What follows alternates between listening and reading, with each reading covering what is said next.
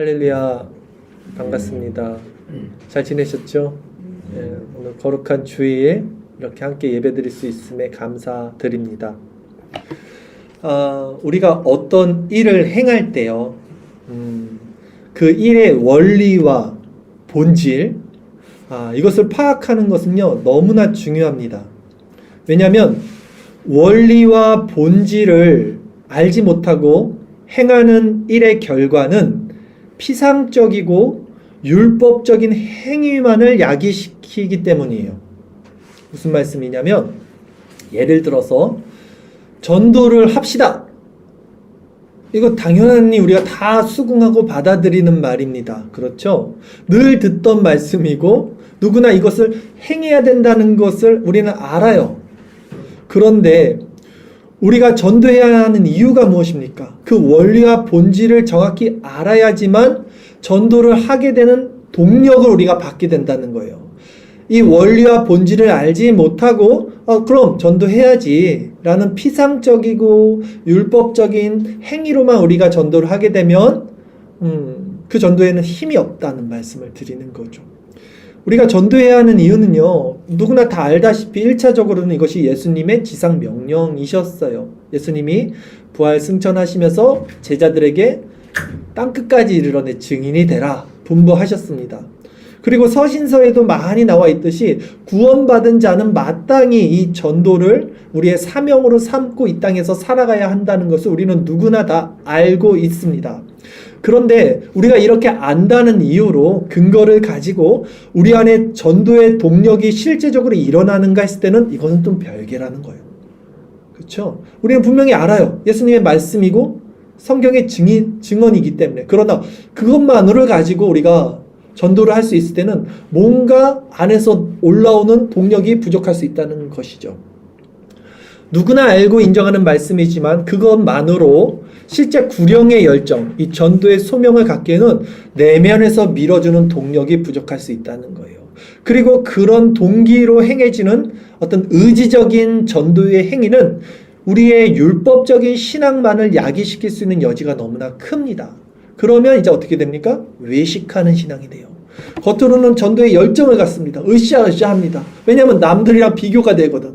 나는 저 사람은 믿음이 좋은 것 같고 난 믿음이 없는 것 같이 보이면 안 돼, 왠지. 그래서 이런 상황 가운데 우리가 전도를 행하게 되면 이제 외식하는 신앙이 되는 거죠. 그러니까 정답은 아는 거예요. 전도해야죠. 이거 정답입니다. 명제예요. 그러나 원리와 본질을 모르고 이걸 행위로만 하면 이것은 율법이 된다라는 말씀을 드리는 거죠. 그러니까 우리가 무슨 일을 행할 때는 전도뿐만이 아니에요. 신앙의 모든 일들은 이 원리와 본질을 우리가 통찰해야 돼요.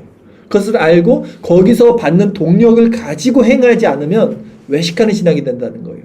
그래서 그 본질을 파악하는 것이 중요합니다. 우리는 신앙생활 할 때 이렇게 해야 하지만 외식하지 않고 기쁨으로 신앙생활 할 수 있다는 거죠. 오늘은 그런 차원에서 이 전도에 대해서 오늘도 설교를 할 건데요. 전도의 원리라는 제목으로 말씀을 전할 때 세 가지를 말씀을 드릴 것입니다. 첫 번째는 어떤 것이냐면, 전도를 하는 대상들에게 예수님께서 능력을 주셨어요. 그럼 오늘날 우리가 전도를 하려면 어떤 능력을 받아야 되는데, 이 능력은 무엇인가? 귀신을 쫓아내고 병을 고치는 이 능력을 지금 예수님이 말씀하셨는데, 오늘날 우리가 실제적으로 이 복음을 전해야 했을 때 받아야 하는 능력은 무엇인가에 대해서 첫 번째 말씀을 전할 거고, 두 번째, 제자들에게 배낭 하나 메고 그냥 아무것도 갖추지 말고 전도를 해라 말씀했어요. 오늘 우리는 어떤 포지션에서 어떤 스탠스, 어떤 자세로 전도를 해야 되는가? 진짜 우리 배낭 메고 생업을 다 포기하고 이제 나가야 되는 건가? 우리에게 어떤 적용이 일어나야 되는가? 왜냐면 우리도 제자고 복음의 증인이잖아요. 예수님 오늘 모든 걸 다 포기하고 가라는 식으로 말씀하셨단 말이에요. 우리는 이것을 어떻게 받아들여야 하는가? 라는 부분을 두 번째 말씀드릴 거고, 세 번째는 전도의 방식에 있어서, 전도의 원리에 있어서 전도 대상자들에게 우리는 복음을 어떤 태도로서, 어떤 원리로서 전해야 되는가? 그러니까 사랑의 마음으로 전해야 되는데, 오늘 본문에서는 발의 먼지를 떨어버리라고 합니다. 또 그러니까 하나님의 이 공의와 사랑의 속성에 어떤 균형을 가져야 되는가. 이 세 가지를 가지고 전도의 원리라는 제목으로 말씀을 전하도록 하겠습니다. 본문을 한번 살펴볼게요. 누가복음 9장 1절 2절 두 절 말씀 우리 같이 읽겠습니다. 예수께서 12제자를 불러 모으사 모든 귀신을 제어하며 병을 고치는 능력과 권위를 주시고 하나님의 나라를 전파하며 앓는 자를 고치게 하려고 내보내시며, 이렇게 시작을 하죠. 자, 본문에 보면 전도 여행을 이제 제자들, 12제자들이 떠나는데 예수님께서 무엇라고 말씀하셨냐면 모든 귀신을 제어하며 그리고 병을 고치는 능력과 권위를 주셨다라고 말씀하셔요. 그렇죠? 그러면 이 능력을 왜 주셨는가를 살펴봐야 되죠. 이 능력은 왜 주셨습니까? 자, 하나님 나라를 이제 선포하러 갑니다. 전도하러 갈 때 이 능력을 가지고 가야만 하나님 나라를 보여줄 수 있어요. 그 하나님 나라가 이것이다 라는 것을 그 능력을 가지고 보여주는 수단으로서 이 기적을 행할 수 있는 능력을 주신 거예요. 즉 표적을 행할 수 있는 능력을 주신 거예요. 그러면 중요한 것은 표적입니까? 본질입니까? 본질이죠. 본질은 무엇입니까? 하나님 나라예요. 하나님 나라를 증거하기 위해서 기적을 행할 수 있는 능력을 주신 거죠. 그래서 본문은 다시 한번 읽어보면 9장 1절 2절에 하나님 나라를 전파하며 앓는 자를 고치게 하려고 보내신다라 그랬어요. 항상 순서가 중요해요. 예수님이 제자들을 전도 여행을 보내실 때 말씀하신 순서는 1순위는 항상 하나님 나라의 전파입니다. 네, 하나님 나라의 전파예요. 기적이 아니에요. 하나님 나라를 전파하며 그 다음에 앓는 자를 고치게 하려고, 이게 2순위예요. 중요한 것은 하나님 나라의 전파라는 것이죠. 어떤 성경에서도 항상 이 순서는 하나님 나라의 전파가 1순위입니다. 그러면 여기서 우리는 질문을 다시 할 수 있어요. 오늘날 우리가 적용을 해보면 오늘날 전도자들에게 왜 귀신을 제어하며 병을 고치는 능력과 권위가 많지 않은가? 혹여 있을 수 있어요. 우리가 유튜브를 통해서 그것이 뭐 진짜든 가짜든 그런 사역을 하는 사람들이 있지만 대부분 보편적으로 오늘날 교회에서는 이런 사역이 일어나지 않잖아요. 그렇죠? 모르겠어요. 제가 아는 교회 안에서는 이런 사역을 거의 못 봤으니까. 다른 말로는 그러면 이런 기적의 능력을 행하지 않는 전도자는 참된 전도가 아닌가라는 질문을 또 할 수가 있겠죠. 그렇다면 적용을 해보면 오늘날 전도는 우리는 어떤 능력을 가지고 있어야 하는가라고 귀결될 수 있어요. 자, 예수님은 분명히 복음 전파에 있어서 기적과 치유가 일어날 것을 말씀을 하십니다. 그리고 성경에 보면요, 제자들이나 특히 바울 사도 역시 복음 사역에서 수많은 기적들을 일으킵니다. 죽은 자를 일으키고요, 병든 자를 고치죠. 그런데 왜 오늘날에는 이런 기적들이 일어나지 않냐는 거예요. 보편적으로 많이들. 사실 이런 거 한번 탁 터트리면 우리 메가처치 되는 건 문제도 아니에요. 그렇죠? 유튜브에 나오는 어떤 그런 사람들, 그런 사역하면 막 사람들 많이 모이잖아요. 사실 여러분들은 이 문제의 답을 알고 있을 거예요. 왜냐하면 저는 이런 말씀을 여러 차례 드렸습니다. 그래서 간단하게 다시 한번 말씀을 드리면 예수님께서 제자들에게 전도여행을 보내는 목적이 무엇이냐는 거예요. 목적. 네. 목적은요, 하나님 나라를 전파하는 것입니까? 아니면 병을 고쳐주는 것입니까? 하나님 나라를 전파하는 것이 목적이에요. 이것이 두 개 다 이루어져요. 사실 병 고치는 게 중요하지 않다는 말씀은 아닙니다. 병을 고쳐주셨으니까. 그러나 궁극적으로 이 전자, 하나님 나라의 전파를 위해서 이 후자, 병 고침을 수단으로 삼고 있는 것이 성경이 증언하고 있는 바예요. 즉 하나님 나라 복음 전파를 위해서 기적을 표적으로 주신 거죠. 이 관점이 우선 생겨야 돼요.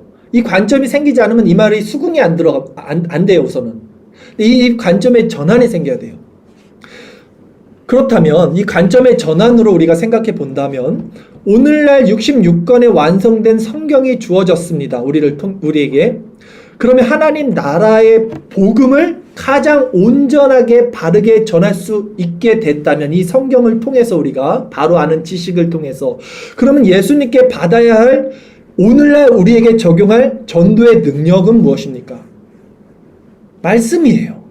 성경 자체입니다. 자, 여러분, 사람은요 절대 병을 고쳐준다고 예수님을 영접하지 않습니다. 제가 어렸을 때 그런 기도 많이 했어요. 하나님 한 번만 보여주시면 제가 정말 잘 믿을게요. 네, 저도 많이 했어요. 그러나 정말 하나님이 나타나도 우리는 하나님에 대한 믿음을 세우지 않아요. 정말 그럴 수 없습니다. 병 고침 받고 그냥 집으로 돌아간 9명의 문둥병자를 보세요.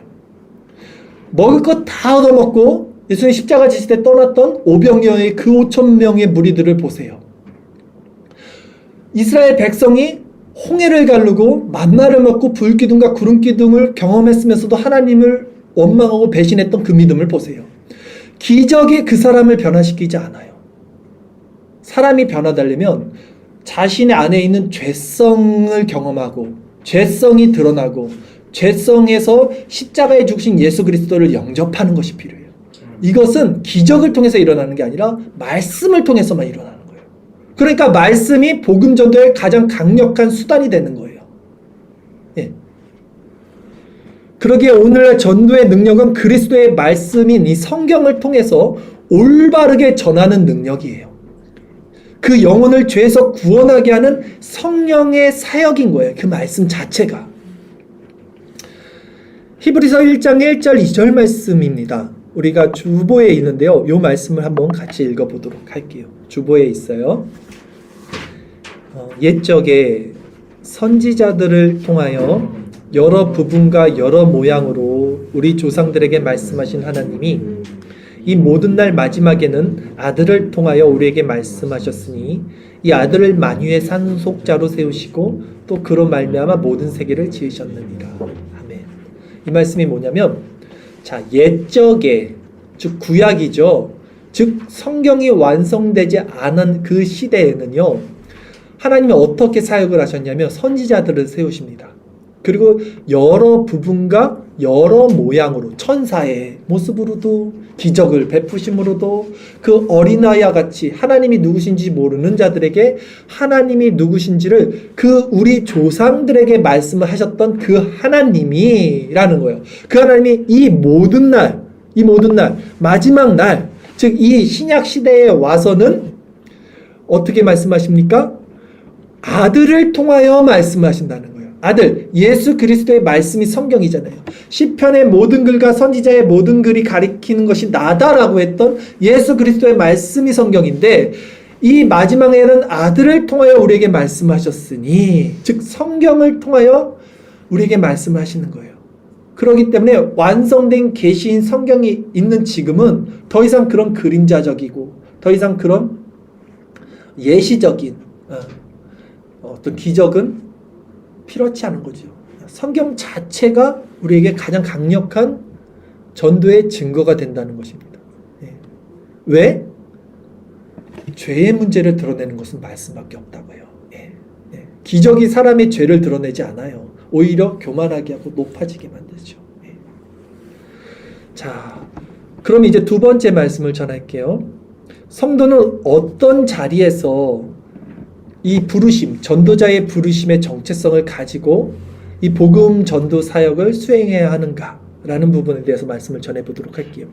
본문 누가복음 9장 3절 말씀 같이 읽겠습니다. 이르시되 여행을 위하여 아무것도 가지지 말라. 지팡이나 배낭이나 양식이나 돈이나 두벌 옷을 가지지 말며라고 말씀했죠. 지금 예수님께서 제자들에게 말씀하신 이 해당하는 것은요, 당시 이스라엘 사람들이 이제 장기적인 여행을 떠날 때 필요했던 항목들이라고 합니다. 그렇죠? 배낭, 돈, 옷 이런 거 다 필요하잖아요, 여행할 때. 근데 그것을 가지지 말라라고 하는 거예요. 이것은 이제 전도자의 어떤 아이덴티티, 정체성에 대해서 말하고 있는 건데요. 성경에 보시면요, 곡식을 밟아 떠는 소에게 망을 씌우지 말라는 말씀이 있습니다. 즉 전도하는데, 이 전도는 누구의 사역이냐면 하나님의 사역인데, 하나님의 일을 하는 자는 당연히 하나님의 일을 하는 그 삭을 먹는다는 얘기예요. 예. 또한 본문과 같은 이 내용이 공간복음 다 마테마가 누가에 다 있는데요. 이 마태복음에 보면 이 같은 내용을 어떻게 얘기했냐면, 일꾼이 자기 먹을 것을 받는 것이 마땅하다라고 표현을 해요. 그러니까 전도자가 이런 어떤 자기 배낭이나 양식이나 돈을 갖지 않고 나갈 수 있는 것은, 내가 하나님의 일을 하니까 당연히 하나님께서 그 삭을 나에게 주신다는 원리인 거예요. 자, 그러면 본문에 나오는 이 제자들처럼 우리도 예수님의 제자잖아요. 우리도 복음의 증인이잖아요. 우리가 전도자잖아요. 그렇죠? 그러면 이제 우리 어떻게 해야 돼요? 모두 그냥 다 생업을 포기하고 이제 내려놓고 오늘 집에 가서 다 배낭 하나씩 메고 오십시오. 오늘 점심 먹고 출발합시다. 순회 선교 출발해야 돼요. 돈은 갖고 오지 마십시오. 배낭에 옷도 두 벌은 안 됩니다. 이제 그 말씀이냐는 거예요. 그 말씀은 아니겠죠. 네. 성도에게는요, 각자 주어진 전도의 자리가 있고 사명의 몫이 있습니다. 그렇죠? 그러게 성경은 뭐라고 말하냐면, 다 사도겠느냐? 다 교사겠느냐? 다 목사겠느냐? 다 능력을 행하는 자겠느냐? 이렇게 말씀을 하세요. 아니라는 거예요. 다 원리와 본질은 같아요. 증인이고 전도자입니다. 제자입니다. 그러나 다 같은 모양과 모습으로 전도를 행하는 것은 아니라고 말하는 거예요. 성경은. 성도는 모두 원리적으로, 본질적으로는 부르심을 받은 예수님의 제자이고 복음의 증인들이 맞지만, 특별히 그런 저와 같은 어떤 목사와 같은 사역자가 아니라면 부르심을 받은 그 자리에서 사명을 감당하면 되는 거예요. 즉 여러분이 지금 있는 그 자리, 여러분의 생업의 터전, 그 자리를 벗어나는 것이 아니라 그 자리를 소명으로 삼고 그 안에서 그리스도인의 정체성을 세우는 것이 전도라는 것입니다. 네. 성경은요 이렇게 말을 해요.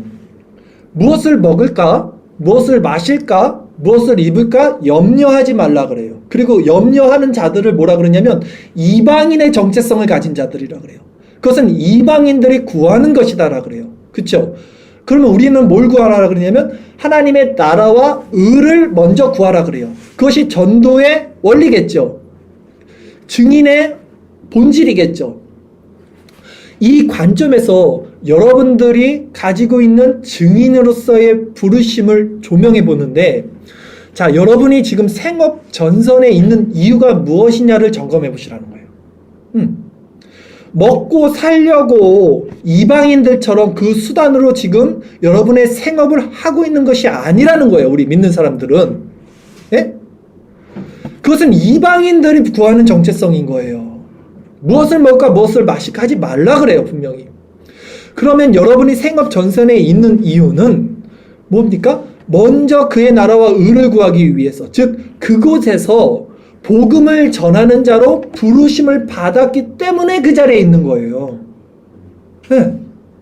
여러분이 하는 그 일이 하나님께 영광이 되고 그 자리에서 만나는 모든 자들에게 그리스도의 향기와 그리스도의 증인으로서 그리스도의 복음을 전하는 사명을 받았기 때문에 그 자리에 있는 거라고요.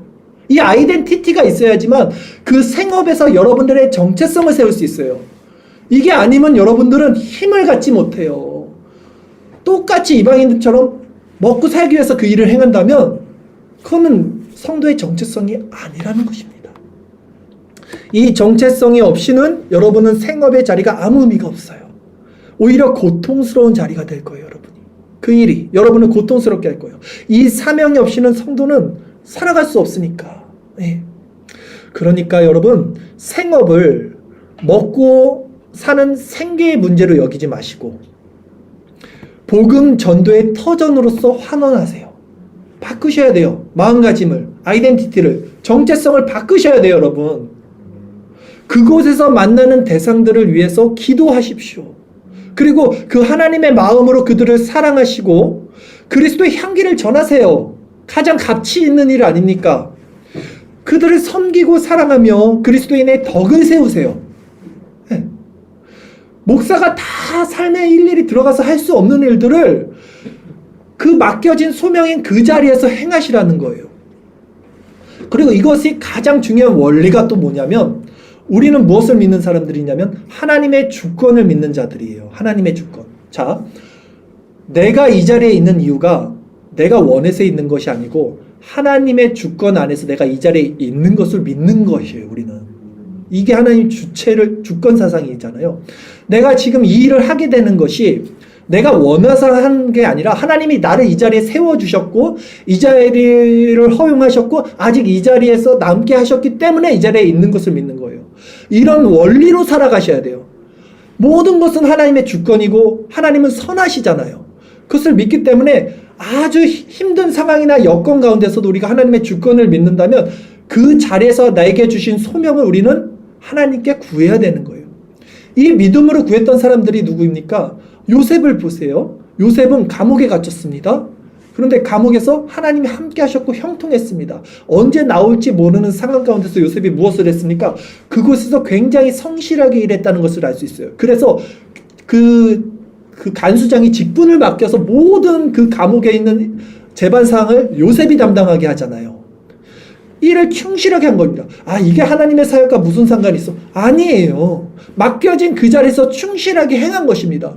하나님이 그 자리를 허용하신 거예요. 야곱을 볼까요? 머리 좋은 야곱이었지만 라반의 집에서 야곱이 마음대로 떠나지 않았어요.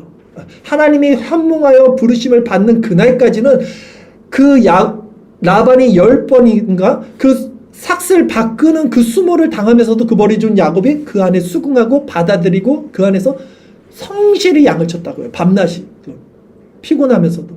우리 형제님 보니까 밤에도 그렇게 일을 하시는데 성실히 하신 거예요.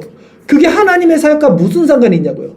아니에요. 우리는 하나님의 주권을 믿는 거예요. 하나님 그 자리를 세워주셨기 때문에 그 일을 성실하게 한 거예요. 하나님이 그 자리에서 이제 꿈에서 나와라 이제 하니까 야곱이 그날 즉시 나가는 거예요. 이제 하나님의 주권을 믿고 내게 세워주신 그 자리를 어떠한 자리일지라도 거기서 우리가 복음 증거자의 아이덴티티를 세워야 한다는 말씀을 드리는 거예요.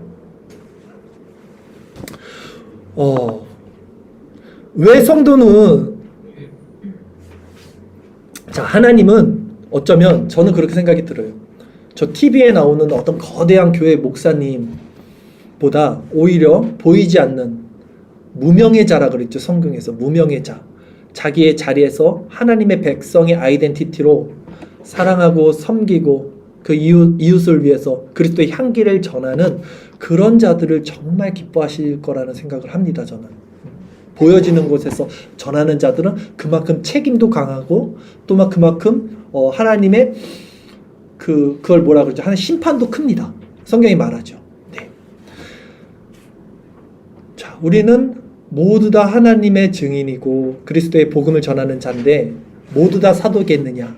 모두 다 선지자겠느냐? 모두 다 전하는 자겠느냐? 아니라는 거예요. 어떤 자리든지 하나님의 주권을 믿으시고 그 자리에서 우리가 정말 선을 행하시고 복음을 전하는 것이 주가 되게 하십시오. 먹고 사는 것이 주가 아니라 그렇게 사시는 겁니다. 하나님이 그 자리를 허용할 그때까지 하나님이 옮기시라 그러면 툴툴 털어버리고 떠나실 각오도 하고 계셔야 돼요. 그걸 부여잡는 게 아니라 하나님 이제 이거 먹고 사는 거 이거 던져버리고 다른 거 해라. 다른 데로 가라면 버려야죠. 왜? 하나님의 주권을 믿는다면서요. 하나님 우리 먹여 살리시는 걸 알잖아요. 그 정체성을 가지고 여러분 있는 자리에서 복음 전도자가 되십시오. 세 번째 이제 말씀을 드릴게요. 그러면 이제 이 복음의 정체성을 가지고 이 말씀을 가지고 우리가 있는 그 상황과 처지에서 복음을 전할 때 복음을 전하는 대상에게 우리는 어떤 태도와 원리로 이 복음의 말씀을 전해야 되는가에 대해서 말씀을 전할게요. 본문 누가복음 9장 4절 5절 말씀입니다. 같이 읽겠습니다. 어느 집에 들어가든지 거기서 머물다가 거기서 떠나라. 누구든지 너희를 영접하지 아니하거든 그 성에서 떠날 때에 너희 발에서 먼지를 떨어버려 그들에게 증거를 삼으라 하시니. 아멘. 그렇게 말씀하셨어요. 자, 복음 전도의 원리는 복음을 받는 사람들의 마음에는 평안을 주는 겁니다. 그러나 복음을 받지 않고 대적하는 자들에게는 먼지를 털어버리는 거예요. 이 이스라엘 사람들은요, 장기 다른 나라에, 이방 나라에 여행을 갔다가 올 때는 먼지를 터는 관습이 있습니다. 예. 죄를 떨어버리는 거예요. 네 죄는 너의 몫이다 라는 것입니다. 물론 우리가 성경의 균형을 갖고 있는 차원에서 이렇게 바라봐야 돼요.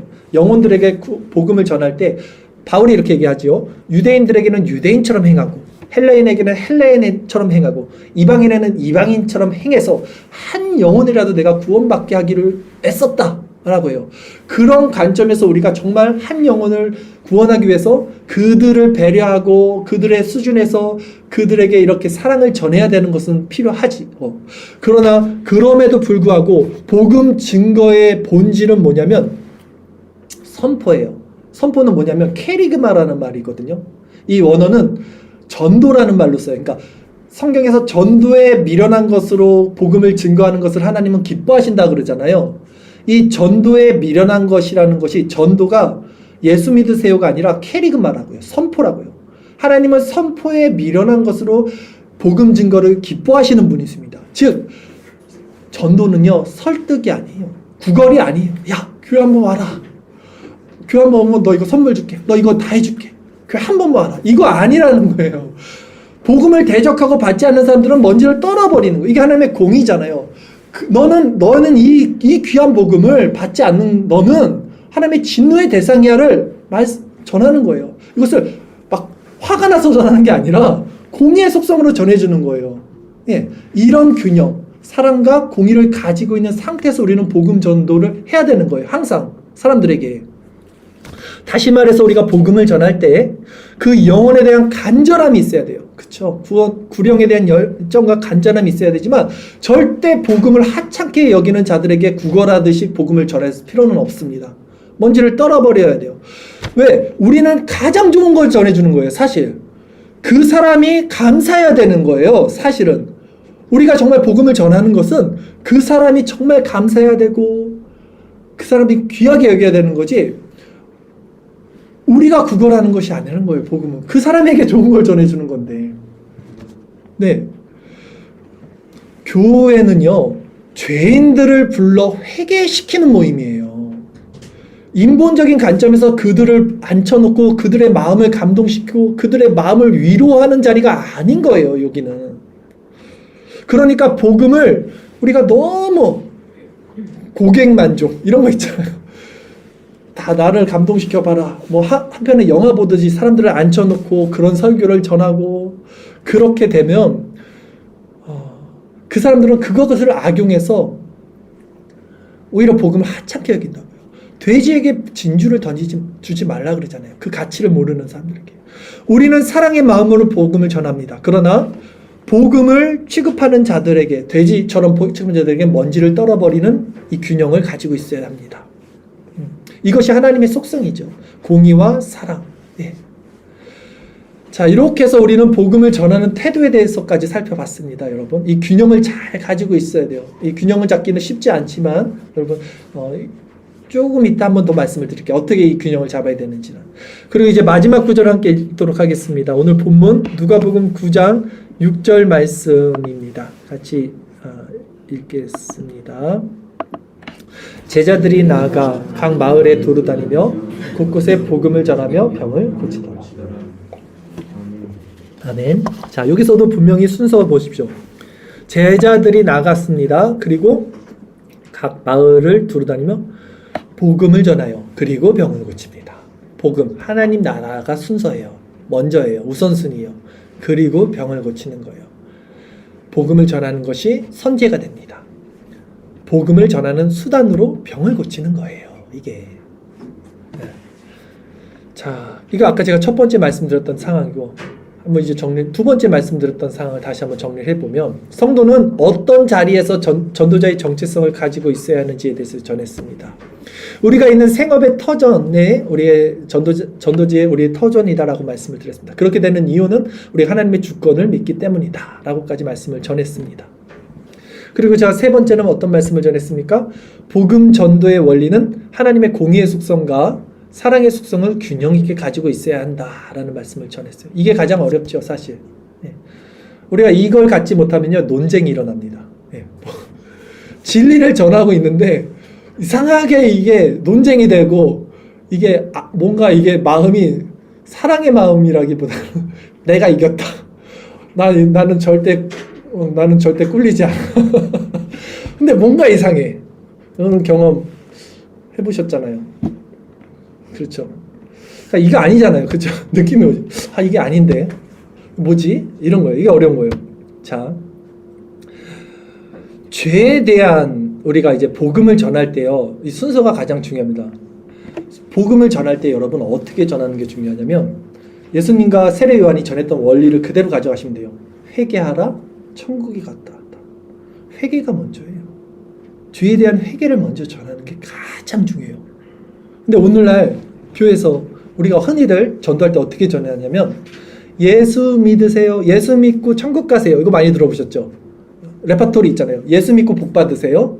예수 믿고 형통하세요. 예수 믿으면 뭐 만사형통합니다. 잘 됩니다. 예수 믿고 구원 받으세요. 이거 다 좋은 말 같죠? 근데 자세히 보세요. 예수님과 세례 요한이 전했던 것과 뭐가 다른지. 회개하라, 천국에 가까웠느니라. 회개가 있어야 되고 회개가 전제가 돼야 되는데 오늘날 복음 전도를 보면 예수 믿고 구원 받으세요. 예수 믿고 천국 가세요. 예수 믿고 복 받으세요. 뭐가 결여됐습니까? 회개가 없어요. 회개를 전하지 않아요, 사람들이. 이상해. 근데 왜 회개를 전하지 않을까요? 이거 전하면 이제 이 사람들이 싫어할 것 같은 거예요. 너 죄인이야. 너 회개해야 돼. 이 사람들이 싫어할 것 같은 거예요. 박해를 받기 싫은 거예요. 이 전도자에게 예수님께서도 박해를 받을 것이다 라고 말씀을 하셨어요. 오늘 보면 공간복음을 보면. 근데 이상하게 우리는 박해를 받지 않아. 왜 우리가 전도자가 되면서도 박해를 받지 않을까요? 박해받는 자리에 우리가 있지 않아요. 박해받는 말을 우리는 하지 않아. 박해 안 받을 정도의 말만 하죠. 박해 안 받는 그 자리에서만 전도를 하죠. 그러면 안 돼요. 하나님 우리에게 주신 달란트가 있다니까요. 땅에 묻는 것과 뭐가 다릅니까? 그 자리가 박해를 받는 자리든 어떤 자리든 하나님이 주셨던 마음이 있으면 죄에 대해서 먼저 선포할 수 있는 그 복음의 능력을 갖고 있어야 되는 거예요. 근데 그것을 전할 때 감정적으로 하지 않는 게 중요한 거예요. 공의의 속성으로 전하는 게 중요한 것입니다. 자, 그리고 우리가 이 마음으로 전할 수 있는 원리는 뭐냐면 오늘 이게 가장 중요할 것 같은데 이제 오늘 복음 전도의 원리에 대한 제목이니까 여러분들이 죄에 대해서 회개를 먼저 전하라 그랬잖아요. 근데 이 원리는 뭐냐면요. 내가 정말 죄 때문에 아파한 경험이 있어야 돼요.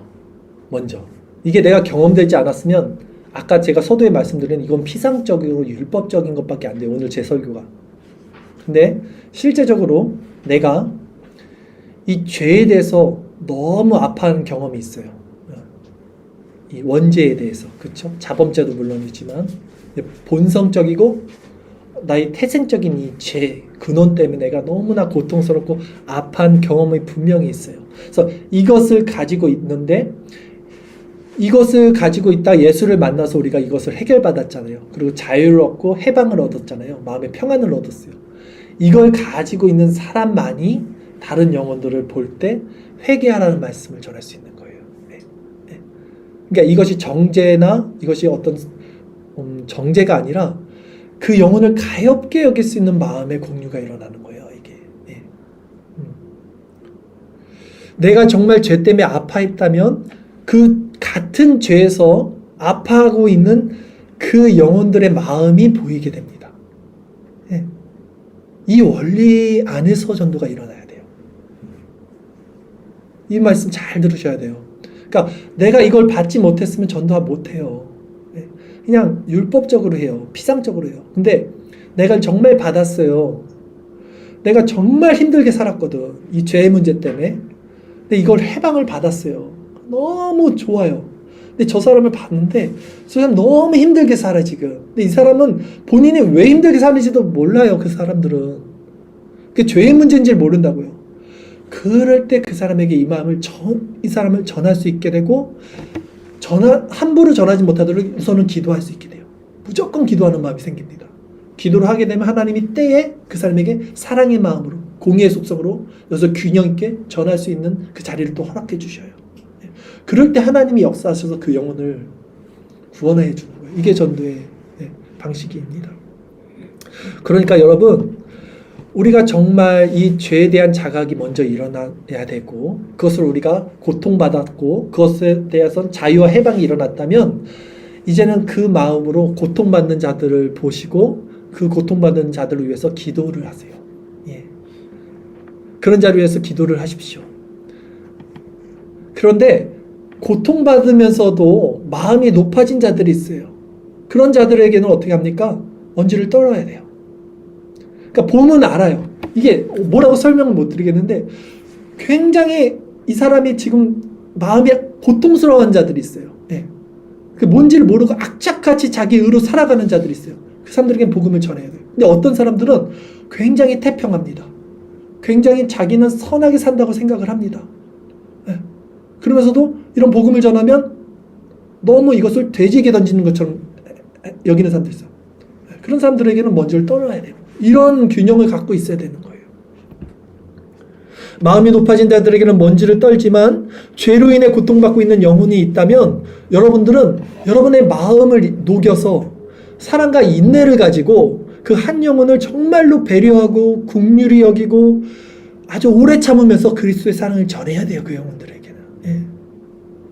이런 마음의 작용이 우리 마음에 일어나야지만 올바른 동기로서 전도할 수 있다는 거예요. 여러분, 이제 말씀을 정리합니다. 오늘 우리는 예수님께서 제자들을 통해서 전도 여행을 보내시는 장면을 살펴봤습니다.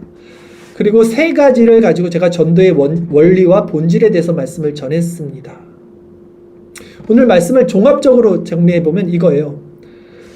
종합적으로 정리해서 적용을 딱 해보면 내가 서 있는 그 자리에서 하나님의 주권을 인정하고 다른 능력을 구하는 것이 아니라 말씀을 바로 알 수 있는 이 능력을 구해서 그 능력으로 정말 죄로 말미암아 고통받는 자들을 위해서 기도하고 전도하자는 거예요. 이 전도 사역에 있어서 다시 한번 이걸 부분적으로 한번 다시 점검해 드릴게요. 첫 번째는 우리가 예수님으로부터 받아야 하는 능력과 권위는 무엇이었냐는 거였죠. 이것은 바로 말씀의 능력이었어요.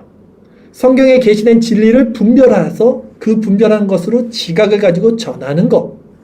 눈에 보이는 기적은 그 영혼을 절대 구원시키지 못한다는 것을 기억하십시오. 오직 말씀으로 인한 죄에 대한 각성만이 그 영혼을 하나님께로 이끌어준다는 것을 기억하십시오. 그래서 성령을 의지하는 거예요. 말씀을 가지고. 그래서 성령을 의지해 말씀을 전하시면 되는 거예요. 하시는 건 성령의 역할이시죠. 그러기에 하나님을 아는 지식, 우리에게 필요하고 우리가 해야 할 것은 하나님을 알고 하나님을 더 배우고 하나님의 진리를 깨닫는 그 일, 은혜의 방편에 더욱더 우리를 그것은 공급받기 위해서 우리는 열심을 내는 것밖에 없어요. 그러려면 말씀을 잘 알아야지 전할 거 아닙니까? 하나님의 성령이 그 사역을 하지만 우리는 우리의 책임이 있어요. 말씀을 잘 전하는 것도 우리의 책임이잖아요. 그러니까 말씀을 잘 배우시라고요. 두 번째, 여러분이 있는 자리에서 여러분들의 아이덴티티를 정확히 세우고 사셔야 됩니다. 먹고 살기 위해서 생업으로 그 일을 하는 자들이 아니라는 이 아이덴티티를 세우셔야 됩니다. 그런 정체성을 가져야만 여러분 자유할 수 있어요. 그 일에서. 당장이라도 떠나라면 떠날 수 있는 마음으로 그 일을 하셔야 돼요. 맞잖아요. 하나님 오늘 밤 너희 영혼을 데리고 가면 그 영혼이 누구께 되냐고 하셨잖아요. 네, 내일을 위해 사는 자들이 아니잖아요. 하나님이 떠나시면 언제든지 우리 배낭을 메고 떠날 수 있어야 돼요. 그러나 하나님이 지금까지는 허락하셨고 그것이 감옥이라도 요셉과 같이, 그것이 노예라도, 그것이 종이라도 야곱과 같이, 그러나 그 자리에 하나님이 허락하셨으면 주권을 믿는 자리에서 최선을 다해서 일하면 되는 겁니다. 네. 우리는 하나님의 주권을 인정하기 때문에 그렇게 살아갈 수 있는 자들이라는 것을 고백하십시오. 세 번째, 우리는 그 자리에서 이 말씀을 가지고 복음을 전할 때 이제는 공의와 사랑의 속성을 가지고 복음을 전해야 되는 거죠. 모든 것을 판단하나 자기는 아무에게도 판단을 받지 아니한다고 성경은 말해요. 네. 우리는 공의를 가졌기 때문에 사람들을 정죄하는 것이 아니라 하나님의 심판, 먼지를 떠는 것을 말씀하면서도 우리는 더 이상 양심의 가책이나 정죄함이 없어요. 우리들에게는. 이런 중용의 마음으로 우리가 자라날 수 있도록 여러분들을 실력을 키우셔야 돼요. 그러니까 복음 전할 때 쉽게 말해서 호구 잡히지 마세요. 다 해주고 다 퍼주고 그거 아닌 거예요. 그러나 사랑으로 이 균형을 잡으시라는 말씀드립니다. 이제 말씀을 마치겠습니다. 저는요, 지난 30년 동안 신앙생활을 하면서, 제가 30년 신앙생활을 했거든요. 제가 가졌던, 제가 받았던 이 하나님의 은혜와 신앙을 가진 자들을 거의 한 명도 보지 못했습니다. 지난 30년 동안. 저는 15년 정도를 또 사역을 하면서도, 이 복음을 전하면서도 정말 같은 신앙 안에서 같은 것을 나누는 사람들을 거의 한 명도 보지 못했고 나누지 못했어요. 제가 오직 만났던 사람들은 성경에 있는 자들과 또 우리 신앙의 선조들의 책들, 그 책을 쓰신 그 분들을 통해서 저는 같은 신앙을 나눴을 뿐이지 실제적으로는 거의 만나지 못했습니다. 30년 동안에. 그러나 제가 개척을 하고 이제 저희 봤더니 이제 1년이 된 거예요. 제가 12월 5일 날 여기 등록을 했더라고요. 교회를. 이제 1년이 다 돼가는데 1년 만에 하나님이 30년 동안 한 번도 누리지 못했던 것을 1년 만에 이렇게 누리게 해주시는 정말 좋은 하나님을 저는 경험을 한 거예요. 지난 1년 동안. 같은 신앙 안에서 같은 신앙 고백을 도저히 저에게는 이것 말고는 기적이 없어요. 이거는 기적이에요. 저에게. 제가 얼마나 이 복음을 전했겠습니까? 지난 30년 동안 가만히 있었겠습니까? 제가. 그런데 아무도 찾지 못했어요. 정말 그 증인들을. 아무도 알아듣지 못하더라고요. 다 알아듣는 것 같은데도 아니더라고요. 또 돌아서면 아니고.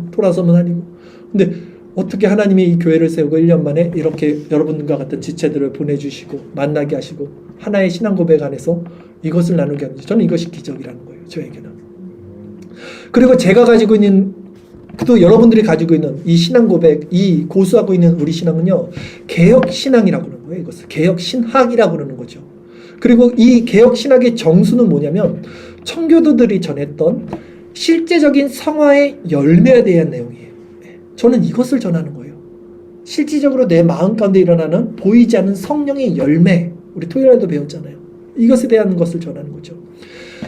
모든 이들에게 이 복음이 필요해요. 저는 확신합니다. 정말 전해야 되는 복음은 이거예요. 이 복음이 없어서 힘들어하는 거예요. 이 복음이 없어서 죄 때문에 힘들어하는 거예요. 이 마음의 자유가 없어서 힘들어하는 거예요. 그러면 하나님은 30년간 이것을 준비하다가 이제 교회를 세울 때 증인들을 불러줘서 너무나 기적적으로 이것을 공유하고 이것을 같이 고백할 수 있는 형제 자매를 우리에게 불러주셨다면, 이 능력을 주셨다면 우리가 이제 이 교회로서 행해야 할 일은 명백하다는 거예요. 분명히 이 복음을 전해야죠. 이 복음을 전해야죠. 우리가 이 진리를 받았고 누리고 깨닫고 있다면 우리는 반드시 우리가 받은 이 진리의 복음을 전해야 돼요. 이 마음을 전해야 돼요. 그리고 나아가서 우리뿐만이 아니라 우리도 제자를 세워서 12제자 70인을 재워서 사역했던 것처럼 이 복음을 지키고 수호하고 전수해야 되는 거예요. 이게 우리가 새로 시작한 게 아니에요. 예수님의 사도 때부터 모든 신학의 선조들이 이것을 지키고 고수했던 것을 거기에 우리는 숟가락을 놓는 건데 너무나 없으니까 우리는 그것을 지켜나가야 되는 거예요. 언제까지? 예수님 오실 때까지. 물론 하나님의 역사와 주관으로 이것을 하나님이 주관하시는 거지만 우리는 우리의 책임을 다해야 되는 거예요. 이 살아가는 동안에 있어서. 이 현세적인 교회에 있어서.